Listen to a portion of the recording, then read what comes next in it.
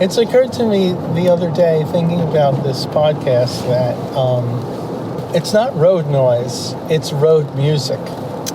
The music of the road. Yeah. Yeah, all right. I mean, that does sound like something like a long haul trucker would say. The music of the road. Yeah, because that long haul trucker in particular is poetic. Yeah. He has a deeply sensitive soul that his wife, who left him 8 years ago, really didn't appreciate. Also didn't appreciate him being gone for like most of the time. Right. Although he wrote poetry for that person. Yeah.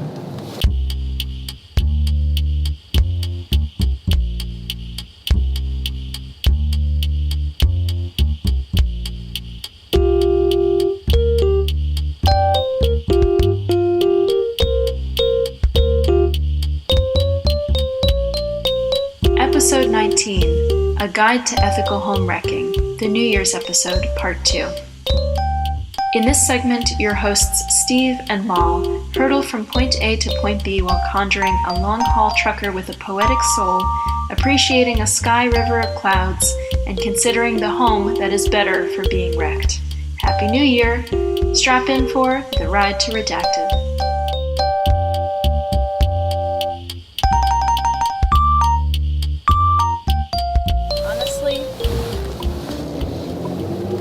Ruth, ungrateful, didn't deserve him. Did you say Ruth? Yeah, I've just picked a name for. Yeah, I thought so. Yeah, I like that. I like the specificity. Yeah, trucker's name was Herbert. Maybe. Sure. There's this Herb. There was this documentary that we watched in one of my art classes in college. I forget what it's called now. I think it was Herb and Dorothy. Maybe that's why I was thinking of Herbert. But Herb and Dorothy is about this couple who had been, married for decades, and they their life's passion was to collect artwork. Like, they lived in New York. At a certain point, they just were hanging out in all the art, like, circles, meeting people. And so, like, they met Sol LeWitt, they probably met Warhol and whatever. But all of these artists, they had sort of an eye for, what was hot, what was good.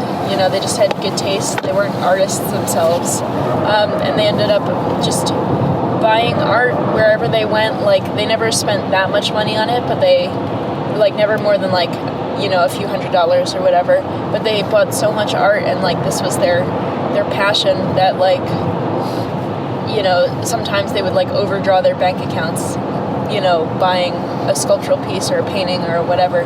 And, like, they just lived in a little apartment. So, like, their apartment was just stacked with wrapped paintings and drawings and framed artworks and whatever. So there was, like, a little narrow pathway. It was like a hoarder den, but, like, such a strange and incredible thing to do with your life. And then they ended up donating the entire collection, like, much later in life. And you know about them how? Through a documentary. I'm thinking, because we started talking about maybe something written, I forget what. Wasn't there a George and Martha? Yes. Were they hippos? Yes. Okay. Yeah.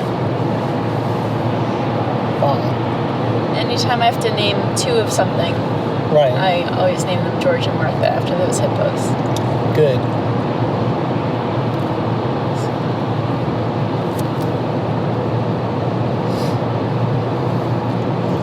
And speaking of art and Herb and Dorothy, yes, I've always thought, dad joke alert coming.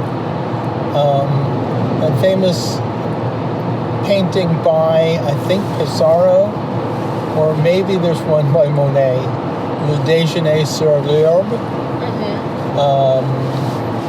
which in French means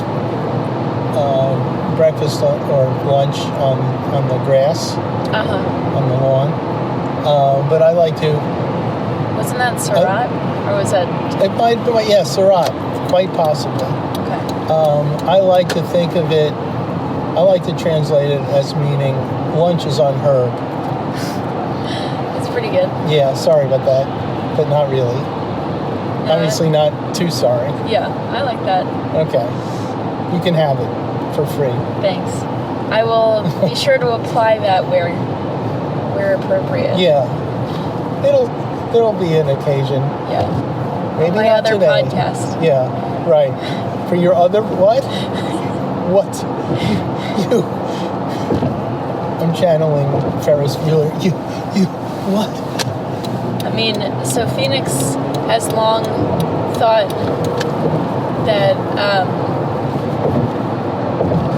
they should write something or in some way get out there a guide to ethical homewrecking. Okay. Ethical homewrecking. Yes. I mean, it's a niche that I'm sure has not been filled. Well, yeah, in terms of literature, I am sure it has not been filled. But this came from the fact that I was engaged in a monogamous relationship, and they and I, met. Right. And they often say that they home-wrecked me. But in fact, the home was coming down anyway. Right. They didn't have to do a lot to bring it down. Right. A home that was meant to be wrecked. Yeah. Ethical That sounds like homewrecking. a needle point. Yeah, this home was meant to be wrecked. And now, once that becomes the inevitable bestseller that it will be, Yeah. and then Phoenix will have to do the talk shows, somebody's going to come up with ethical homewrecking for dummies. Yeah. Ethical homewrecking too. Yeah. Beginner's guide. Yeah. Throwing the baby out with the bathwater. That's the secret. That's the other one in the series. Yeah. Yeah. Speaking of ethical homewrecking, Yeah. and I like the idea that there might be a company with that name. Ethical homewrecking. Well, I don't It's like love it. two guys in a van. Two guys in a van? Yeah, forget it. Okay. Yeah, it's getting too dark. No, that's a moving company. Two guys in a van. Oh, two guys in a van. Oh, I wanted to mention, speaking of art and sensibilities, Yes. I may have mentioned this before, but there is a Van Gogh Movers, spelled like the artist. Yes. And I looked this up, and Google no longer discloses it to me, but I distinctly remember they had a motto probably printed on a truck that said, all our men, I think it said, have concave backs and delicate sensibilities, or maybe artistic sensibilities. And now you can't find that, but it was a thing.